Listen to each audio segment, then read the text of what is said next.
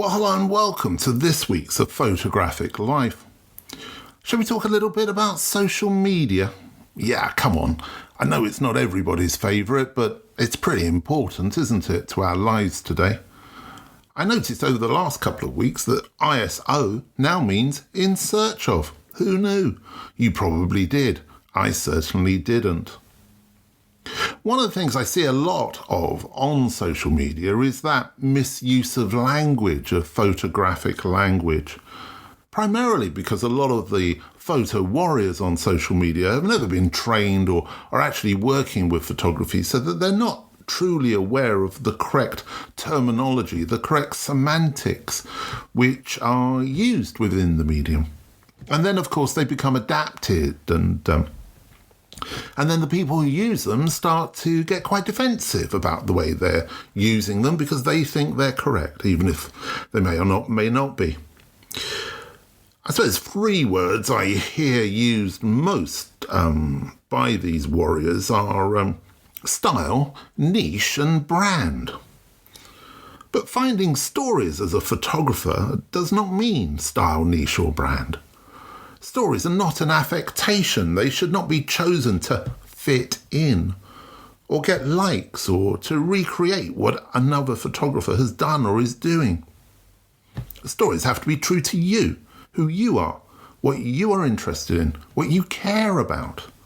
They're not about making pretty pictures or using your new lens or for you to flex your post-production chops. In reality, I suppose, if you go and buy a camera, look at social media, and then use that as your starting point, understanding point of the medium, you're always going to get a little bit confused. And then when people put something to you from an experienced perspective, you're not going to like it because it's going to burst your bubble.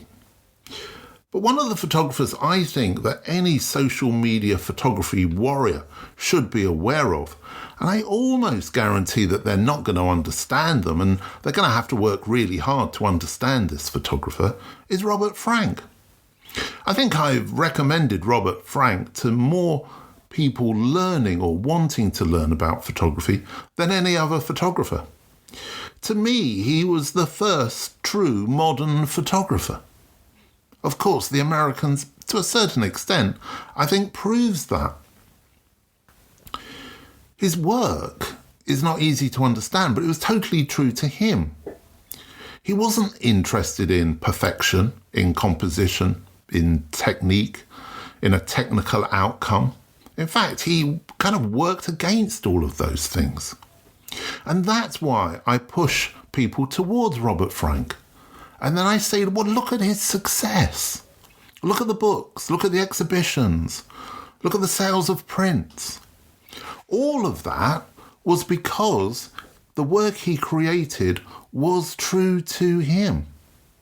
And it's kind of strange in a way, because I think so many of these warriors are on social media making work that, in a sense, has aspects of Robert Frank about it.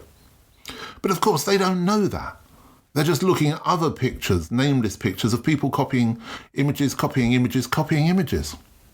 So the watering down of the original source becomes stronger and stronger.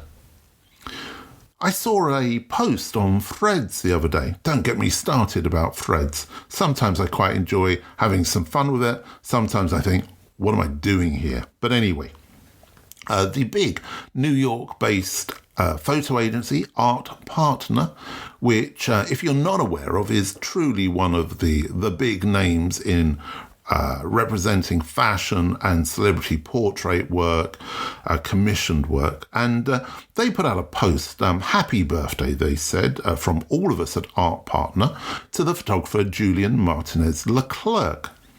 And to accompany their happy birthday wish, they put a couple of his images. Now, I'm not aware of his work, but what I was interested in was the two images they posted. And you can go onto Threads and look at Art Partner, and you would find these are direct copies of some of the most famous work, I suppose, in a sense, in photography. Some of the most influential, Bill Brandt's nudes on the beach. I think it was down near Newhaven or Burling Gap. Anyway, down on the south coast of England, on the pebbled beaches there with his wide-angled lens. The images that Julian Martinez Leclerc has created are direct representations. I'm not even going to use the words informed by here. They really are copies of what Brandt did. I think the difference is that Leclerc's images are so highly post-produced that, yes, they kind of heighten the surrealist quality of Brandt's images that he's copying, but also, they look so much like AI, it's completely ridiculous to me. And I think as long as photographers keep on doing this, they really have no argument if they get replaced by an AI algorithm. Just don't see the point in creating this kind of image in the world in which we're in. But of course, then what occurred to me was that I wonder how many people seeing these images think that Leclerc is this incredible original thinker, because they're completely unaware of Bill Brandt's images and his book Perspectives. And that's the problem, really, I think, with the warriors on social media. It's that so many of them have absolutely no interest or knowledge of the history of the photographic medium. They're just looking at images that are coming up on their screen all the time out of context and then looking to copy them. And if you learn anything in that way, you don't really have a true foundation to make comment, to think you know what you're talking about. Because in reality, I'm afraid, you don't. Whilst we talk about people copying something that other people did, should we talk about Oasis? I know, controversial statement, huh? But if you don't hear Slade and the Beatles in Oasis, you really need to have your ears cleaned out. But anyway, I saw a film a friend of the podcast, Harry Borden, posted recently on YouTube. If you're not following Fred and Harry, then do go and do so. He made a short film about what Oasis are up to at the moment. And I saw a news article in The Guardian, and I'm going to share it with you in case you're not aware. It said this: photo agencies are to boycott the rest of the Oasis reunion tour, including the first homecoming gig, over restrictions imposed on how newspapers, magazines, TV broadcasters and digital publishers can use pictures from the gigs. The band's management has told photo agencies and publishers that they own the rights to shots taken at the concerts for just a year, and then they will lose ownership of the images for any future use. The News Media Coalition, which represents national newspaper groups in the UK, lodged a complaint before the first gig in Cardiff after negotiations failed to sufficiently improve the terms. I should say the NMC also represents agencies including Thomson Reuters, Associated Press, PA Media and Getty Images. The bodies agreed to the stringent terms for the first two gigs in Cardiff, but have decided to boycott the remaining 39 dates in the UK and overseas after further negotiations with the band's management failed to improve terms.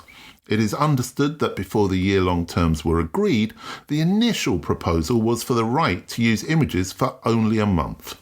Oasis have been contacted for comment, but have not. Well, I think we're all aware of different people, companies and so forth trying to steal our copyright as photographers. And I'm sure Oasis would not want the copyright of their songs taken away from them. But it reminded me of a story. The first time I met Noel and Liam Gallagher was at the photographer Robert Whittaker's studio, which he was borrowing just off the King's Road in Chelsea, London. This would have been in the mid to late 90s. I was there having lunch with Robert, and now Robert was a photographer of the Beatles from the 1964. He did the famous Butcher images, which were never used as a cover, and he went on the worldwide tour with the Beatles, including in the Far East. And his work is very well known. Well, as I say, I was talking to Robert, and he said, "Oh, hope you don't mind, but Noel and Liam are going to be coming around.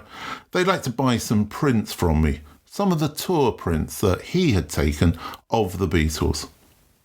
What's interesting to me is, in the future, if anybody looks to Oasis to be inspired by them and then wants to go and buy some prints, of them performing on this tour.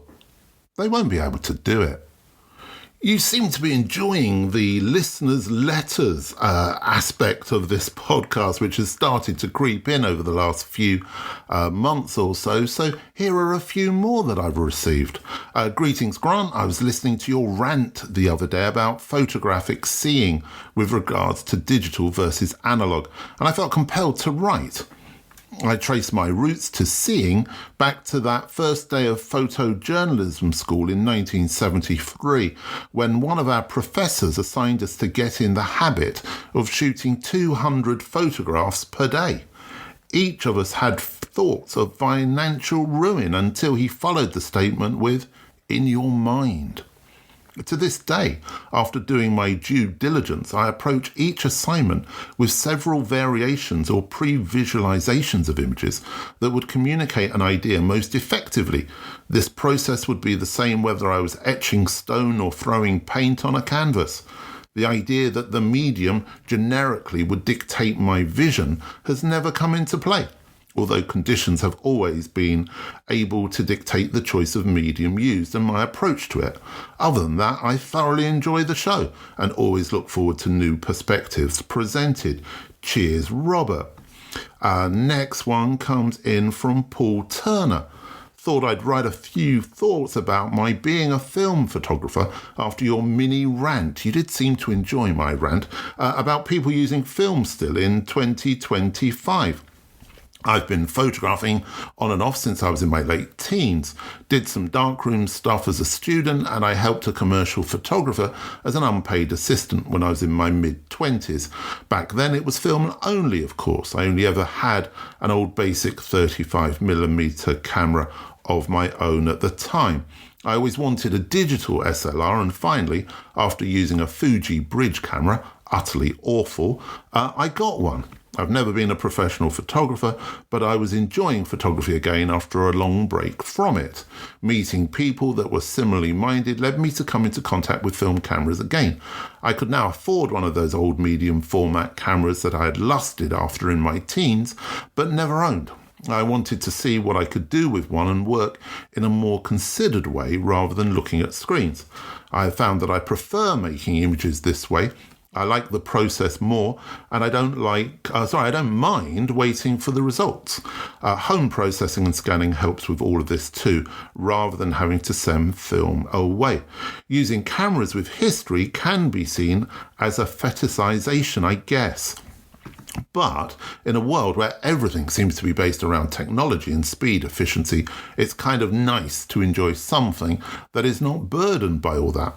I point my little clockwork box with its clear, real reflection of what I'm looking at rather than an LCD version of the world. The financial side is, of course, problematic, but I don't really take many pictures. I kind of like using these cameras to people. I liken, using these cameras to people buying and using an expensive sports car. You don't mind the fact that you are using way too much fuel if you drive them less. And in making a journey, it is not just the destination that matters. Thanks for all you do with your podcast, Grant. Always entertaining, informative, and thought-provoking. As I said, that was from Paul Turner. Just one more listener's letter this week, from the same person, actually. Hi there again, Grant. I really enjoyed your latest episode with Edmund Sumner.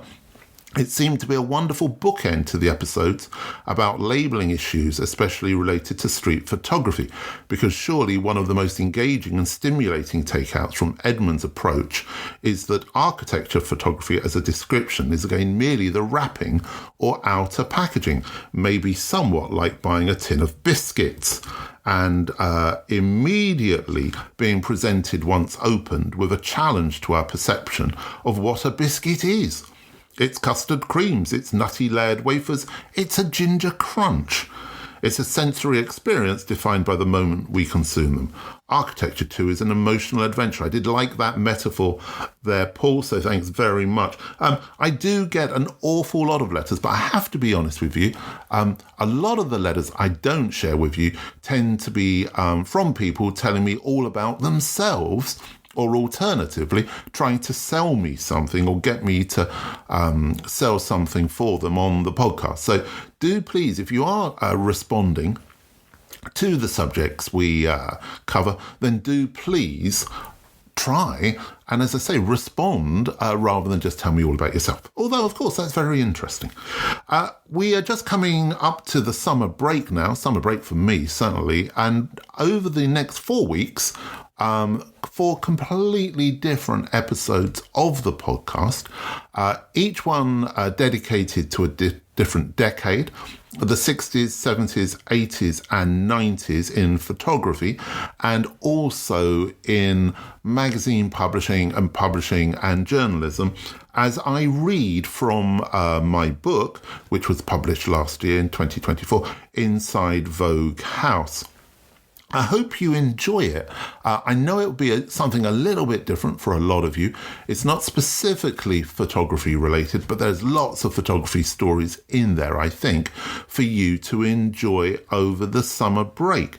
I know a lot of you listen to this podcast when you're walking the dog or in the car or just taking a moment to yourself. So I'm hoping that you're going to enjoy the next 4 weeks as a kind of audio book before we return to the usual chaos of how this podcast comes together in September. Already got a number of really exciting conversations recorded and ready to release at that point.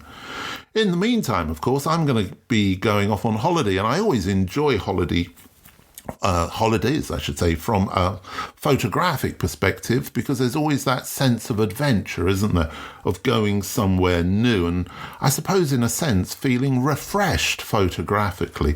The eye is that much more attuned when the environment is one new to you. And where I'll be going, the light is particularly beautiful at all times of the day. So that's going to be exciting. I might even put a few pictures up on Instagram. It's very rare that I do that. I don't use social media as a place to promote myself as a photographer. That is completely and utterly confined to a different aspect of my life, because I am still a working photographer. Surprisingly, I managed to fit that in alongside everything else I do. So just leaves me this week to suggest that you have a great holiday over August. If you've already had your holiday, I hope you had a good holiday, and that I really look forward to returning to you with the conversations, as I say, in September. And of course, if you're going to spend any time over the coming weeks on social media, commenting on social media, posting on social media, there are 2 words I'm going to suggest you use more than any others. And of course, they are: take care.